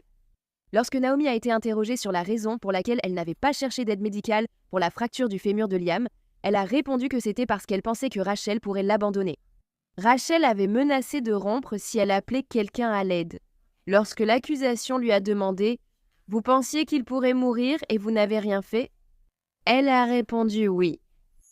Lors du contre-interrogatoire, Naomi, qui niait toujours être à l'origine des blessures de Liam, a finalement reconnu que sa blessure à la jambe était survenue alors qu'il était sous sa garde, quelque temps avant sa mort. Elle a dit qu'elle ignorait combien il souffrait et qu'il avait besoin d'aide. Oui, évidemment, tu ne le savais pas, puisqu'il ne pleurait jamais, n'est-ce pas? Le tribunal a appris que du 17 au 20 mars, Naomi avait fait des recherches sur Internet concernant les symptômes de jambes cassées, de hanches fracturées et de caillots sanguins. Dans l'appel au 999 qui a été diffusé au tribunal, on pouvait entendre Naomi, bouleversée, sangloter et dire « Mon Dieu, et « s'il te plaît », alors qu'elle affirmait tenter de pratiquer la réanimation cardio-pulmonaire sur Liam avec l'aide de l'opérateur. Elle tentera aussi de rejeter la mort de Liam sur son frère lors de cet appel. Il lui a maintenu la bouche fermée. Elle a dit qu'il lui avait maintenu la bouche fermée et tenu le coup parce qu'il pleurait et tentait de lui faire du mal. Les 2 femmes ont affirmé qu'elles étaient absolument dévastées et sous le choc lorsqu'elles ont réalisé que Liam était mort ce jour-là. Clairement, à tel point que le duo paniqué a eu suffisamment de temps pour démonter leur cache de fortune avant de composer le 999. Ce faisant, ils ont montré une indifférence cruelle quant à savoir si le petit Liam vulnérable vivait ou mourait, a déclaré l'accusation. Ils ont aussi affirmé que, bien qu'on ignore laquelle des 2 femmes avait porté le coup fatal, toutes 2 avaient pris part à une série de violences et de traitements cruels envers les enfants. Lorsque le procès de 7 semaines s'est terminé le 31 mai 2016, il n'a fallu que 10 heures au jury pour décider que Naomi et Rachel étaient coupables des 8 chefs d'accusation. Les 2 femmes sont restées plutôt impassibles à l'annonce du verdict. Le père de Liam, Joseph, en revanche, était en larmes et a dû être réconforté par des amis. L'affaire de Liam avait été si horrible à entendre que le juge a également dispensé le jury de toute obligation pendant les 10 prochaines années. Après le procès et avant leur condamnation, la mère de Naomi, Janice, continuait d'affirmer que sa fille et Rachel étaient innocentes, disant qu'elles aimèrent les garçons. Janice, qui avait assisté au procès, affirmait aussi qu'une grande partie des preuves avait été déformée. Lorsque le moment de leur audience de condamnation est arrivé en juillet 2016, Rachel a été condamnée à purger une peine minimale de 23 ans et demi derrière les barreaux, tandis que Naomi a été condamnée à 24 ans. Les deux femmes devaient initialement être détenues à la prison de Courtenay, mais Rachel a été transférée à la prison de Stockton à Édimbourg, peu de temps avant leur condamnation. Les deux femmes étaient apparemment furieuses à propos du transfert, car, lorsqu'elles étaient à Courtenay, même si elles n'étaient pas dans la même cellule, elles étaient autorisées à se voir pendant les moments de détente. Je suis contente qu'elles aient été séparées. Elles n'ont absolument pas le droit d'être heureuses. Tu ne les as pas vues, tu ne saurais même pas qu'elles existaient. Tu as toujours mis une couverture sur elles. Pourquoi restent-ils couverts tout le temps? Parce qu'ils n'aiment pas interagir avec les autres, ça le contrarie. Des monstres, c'est tout ce que je peux dire. Je les vois, je ne peux même pas les appeler des parents, car des parents ne font pas ça à leurs enfants. Il n'y avait aucune émotion en eux. Ça ne les dérangeait pas, ils riaient et plaisantaient même sur le fait qu'ils allaient aller en prison pour négligence. Ils savaient qu'ils seraient condamnés pour négligence, disait-il, mais ils riaient et plaisantaient, demandant s'ils partageraient la même cellule. Quelques semaines avant la mort de Liam, un membre du personnel de l'hôpital Victoria avait signalé des inquiétudes au service de protection de l'enfance. Une assistante sociale de la région a ensuite été envoyée chez les filles pour vérifier l'état de Liam. Cependant, lorsque l'assistante sociale est arrivée, les deux femmes ont refusé qu'elle entre dans la chambre de Liam, où il était censé être. Elles lui ont dit que Liam souffrait d'autisme et que si un homme étranger entrait dans sa chambre, il serait inconsolable pendant des heures après. Donc, il n'a pas vu le petit garçon du tout ce jour-là. S'il l'avait vu, peut-être aurait-il remarqué l'état terrible dans lequel se trouvait Liam et aurait pu le sauver.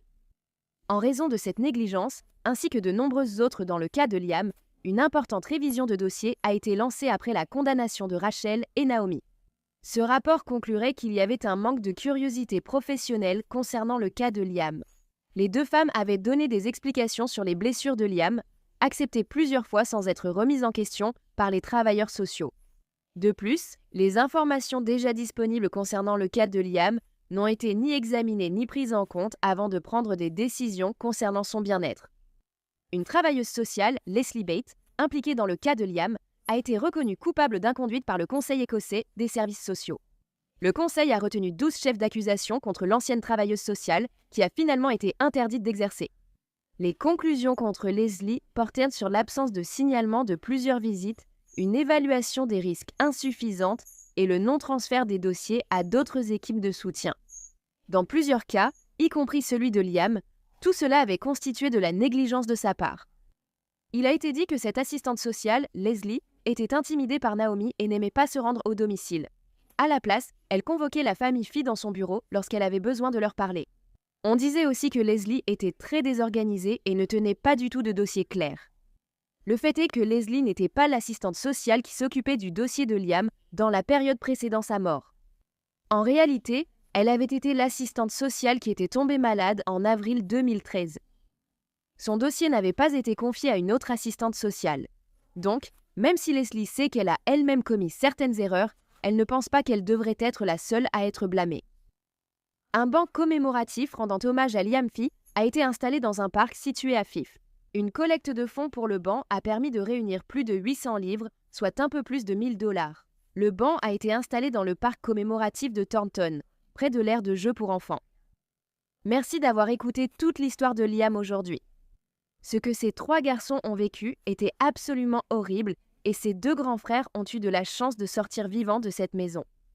Ces femmes sont absolument ignobles et j'ai entendu dire que Naomi, après son procès, se vantait d'être la détenue la plus influente en prison. C'est scandaleux et révoltant qu'elle et Rachel aient tué Liam, mais ce serait encore pire si elles profitèrent de leur vie d'une quelconque manière. Elles méritent de subir la même torture qu'elles ont infligée à ces 3 garçons, jour après jour. «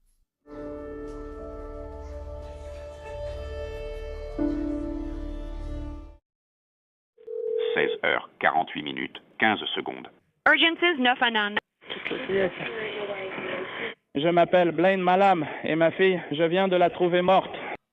Comment va votre fille? Très. J'adore les tarentules, c'est génial.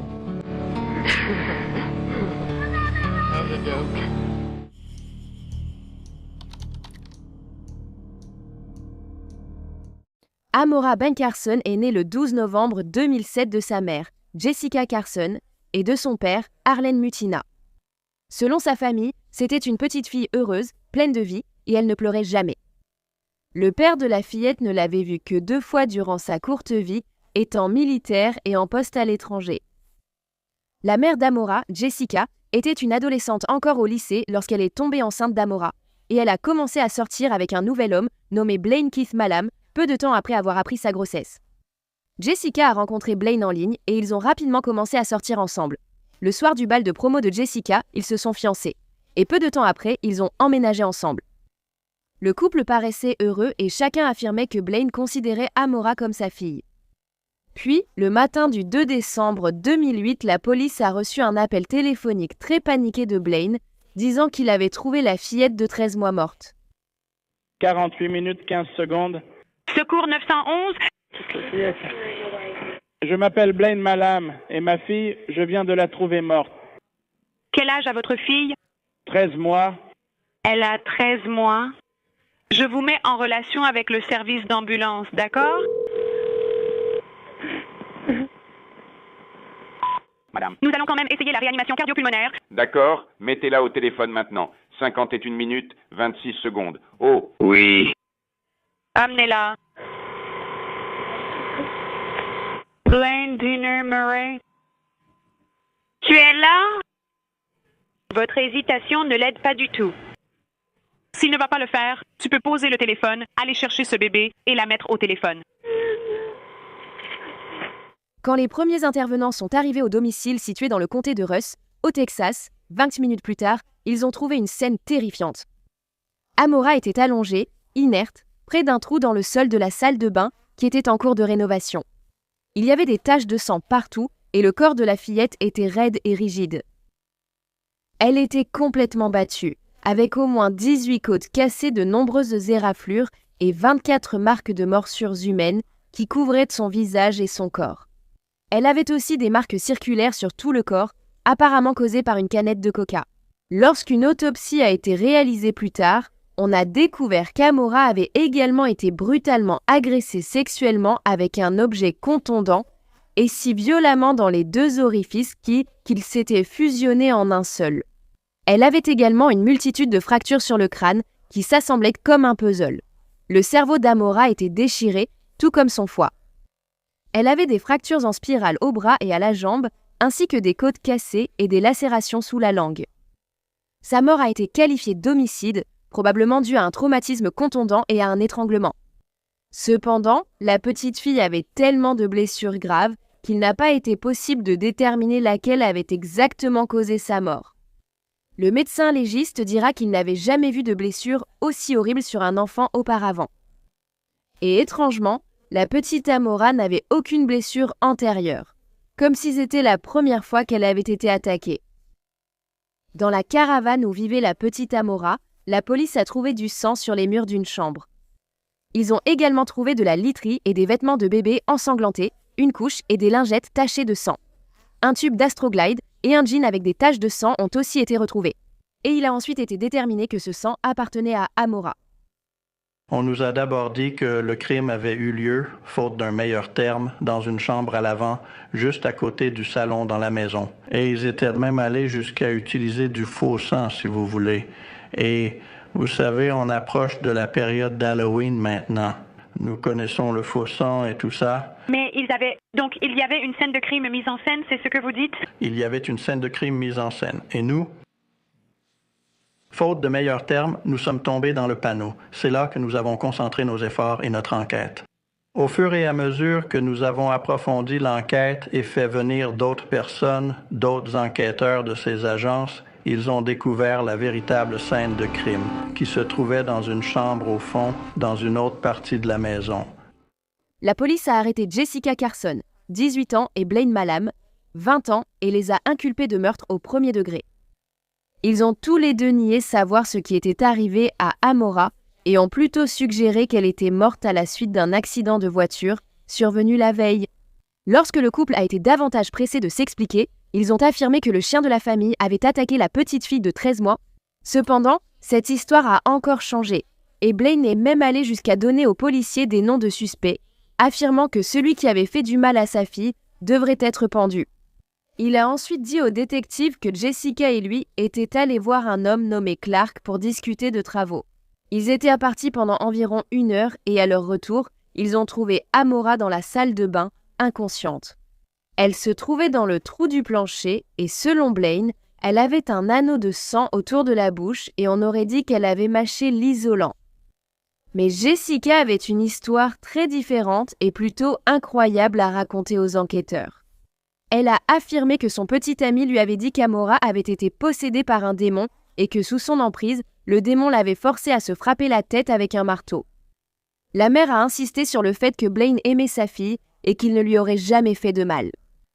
Alors que Jessica pleurait et semblait très bouleversée au début, selon les détectives, il y a eu un changement très soudain dans son comportement. Et elle a même commencé à appeler Amora « ce bébé ». D'accord, raconte-moi, commence simplement. Dis-moi ce qui s'est passé ce matin. D'accord, quoi? Depuis le... Ils ont décidé d'aller sur le terrain. Donc, nous sommes descendus jusqu'au terrain et nous n'avions pas prévu d'y rester longtemps, mais nous sommes juste entrés, avons commencé à parler des détails de tout, de la caravane et de tout le reste. Et... Blaine t'en voulait-il d'avoir eu le bébé? Cela a-t-il posé problème dans votre relation? il adorait ce petit bébé. Pourquoi lui ferait-il du mal? Hein? Pourquoi lui ferait-il du mal? Il ne le ferait pas. Alors pourquoi me mentirait-il? Hein? Pourquoi me mentirait-il?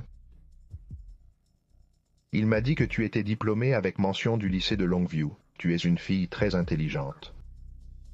Vous étiez ensemble ce matin pendant environ 1 heure ou 1 heure et demie, et vos versions ne correspondent pas. L'un de vous ment, ou vous mentez tous les deux. C'est le moment maintenant de me dire la vérité sur ce qui s'est passé. Allez, dites-moi tout. C'est la seule façon pour que tout ça s'arrange.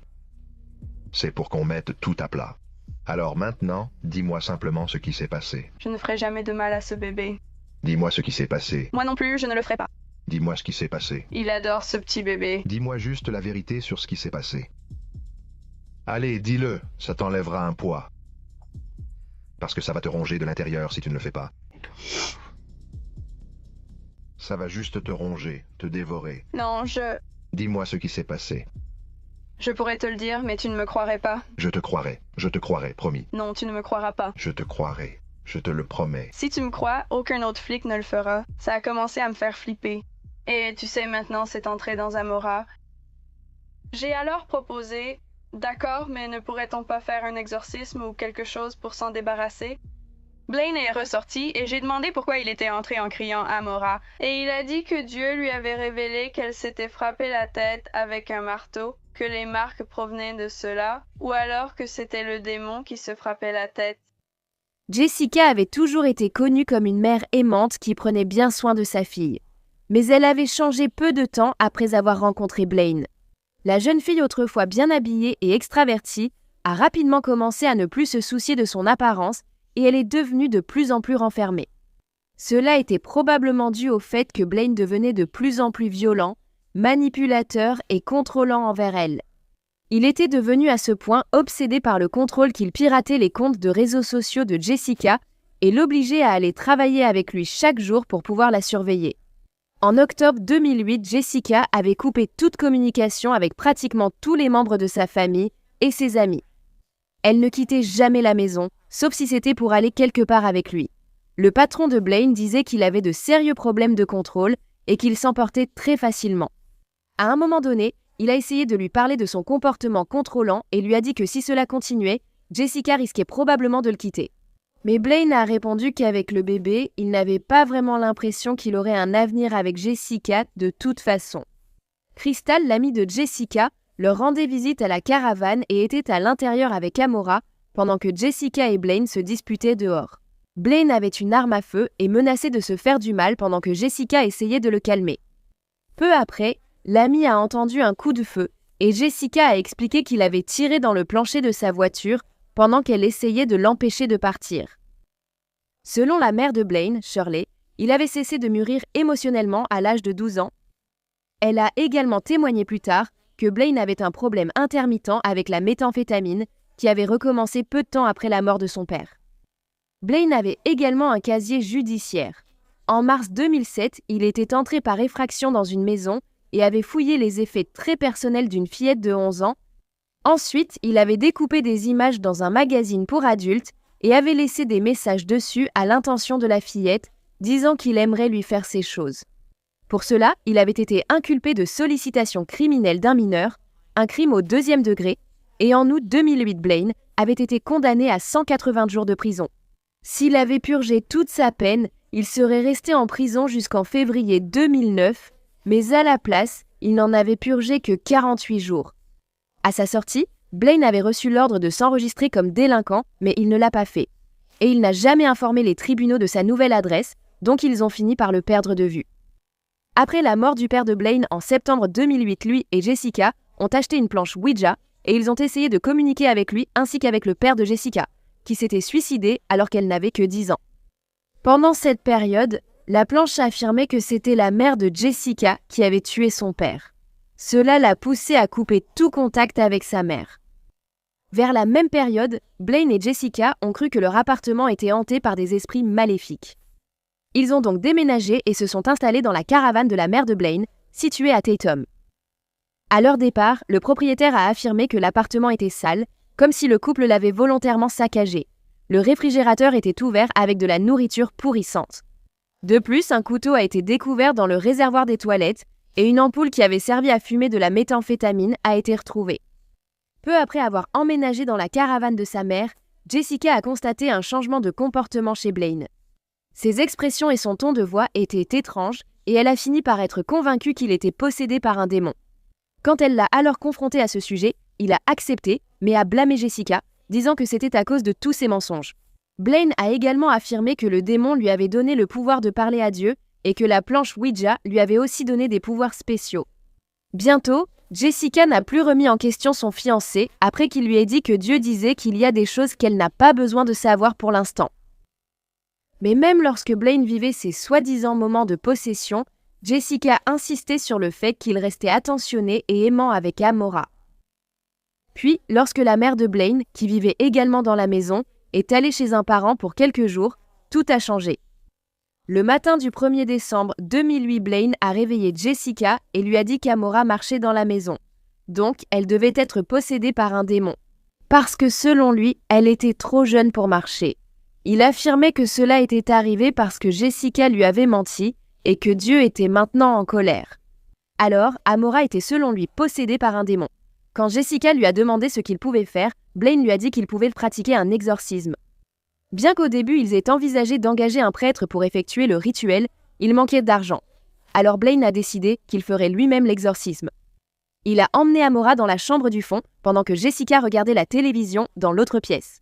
Selon la mère, elle pouvait entendre des cris horribles venant de sa fille, mais elle a simplement laissé faire. Au bout d'un moment, elle a finalement décidé d'aller voir ce qui se passait. Et quand elle est entrée dans la pièce, Blaine lui a dit qu'Amora s'était enfuie. Jessica a découvert que la petite fille se cachait en fait sous le lit. Elle a alors dit à Blaine où elle était avant qu'il ne lui ordonne de sortir de la pièce. Jessica dirait que sa fille semblait aller bien quand elle l'a vue. L'exorcisme d'Amora s'est poursuivi jusqu'au lendemain matin. Blaine a interrompu le processus à un moment donné pour faire un rapide aller-retour chez Walmart. Jessica est partie avec lui, laissant Amora seule à la maison. Le couple s'est arrêté dans un magasin de prêt sur gage pour mettre une tronçonneuse en gage le 2 décembre au matin, puis à une station-service où Jessica a acheté des cigarettes avec l'argent reçu, alors qu'Amora était déjà morte. Jessica a dit au détective que sa fille avait mordu Blaine si fort qu'il avait saigné, et que la petite fille se comportait comme Chucky ou comme quelque chose sorti de cimetière. Selon ses mots, le garçon meurt à la fin et revient tout méchant et tout ça. De façon choquante, Blaine avait même pris des photos d'Amora pendant l'attaque et les avait envoyées à Jessica. Selon elle, l'un des yeux de sa fille était complètement tiré vers le bas et déformé. Jessica a également admis qu'elle avait vu la tête déformée d'Amora après avoir entendu de forts bruits provenant de l'autre pièce. Quand les cris de sa fille devenaient trop forts, elle montait simplement le volume de la télévision. À un moment donné, Jessica a dit « J'ai entendu le démon crier et hurler ». Et elle préférait que l'enfant aille au paradis maintenant, plutôt que de vivre toute une vie avec Satan qui posséderait son âme. Les enquêteurs découvriraient que le matin du 2 décembre vers 9h30, Blaine avait appelé sa sœur Teresa et lui avait dit qu'Amora était morte. Cependant, il n'a appelé le 911 qu'une heure plus tard.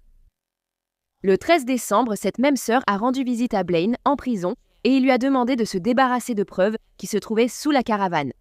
Elle a ensuite contacté le détective principal chargé de l'affaire et la police a pu récupérer un sac en plastique contenant une clé à tuyau sous le trou dans le plancher de la salle de bain. Des analyses médico-légales ont ensuite révélé qu'il y avait à la fois de l'astroglide et l'ADN d'Amora sur l'outil. Maintenant, même si Jessica avait rejeté toute la faute sur son fiancé pour la mort d'Amora, elle était plus impliquée qu'elle ne le laissait paraître, puisque au moins une des marques de morsure sur le corps de la petite fille correspondait à son empreinte dentaire. Il y avait aussi le fait que la police avait trouvé la base du siège auto d'Amora dans l'allée. Elle avait été retirée de la voiture de Jessica, comme si elle savait que sa fille n'y monterait plus jamais.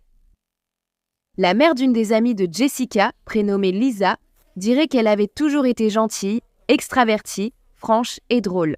Mais lorsqu'elle et Blaine étaient allés lui rendre visite à l'automne 2008, il y avait eu un changement radical dans le comportement de Jessica. Elle était étrange et vide, comme si elle était creuse. Lisa a dit que regarder dans ses yeux, c'était comme regarder dans un espace sombre. Alors que Blaine était en prison, l'infirmière Shirley Broyle a été appelée à sa cellule.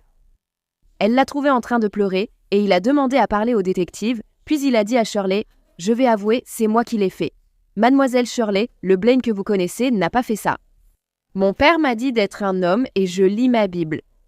Merci de dire à Jessica que je l'aime. » Blaine Milam et Jessica Carson seraient jugés séparément, et lors de leur procès, ils ont affirmé qu'ils n'avaient pas eu l'intention de tuer Amora. Tous deux ont plaidé non coupable pour cause de folie, mais les 2 défenses pour folie ont été rejetées, et Blaine a été reconnu coupable de meurtre et condamné à mort. Jessica a écopé de la prison à vie sans libération conditionnelle. Depuis lors, Blaine a vu sa date d'exécution fixée à 2 reprises, mais il a obtenu un sursis à chaque fois. Ses partisans, car oui, il en a malheureusement, ont soutenu qu'il ne devrait pas être exécuté en raison de ses handicaps mentaux. Peu de temps après sa mort, la petite Amora Carson, âgée de 13 mois, a été inhumée au cimetière Rosewood Park à Longwood, au Texas.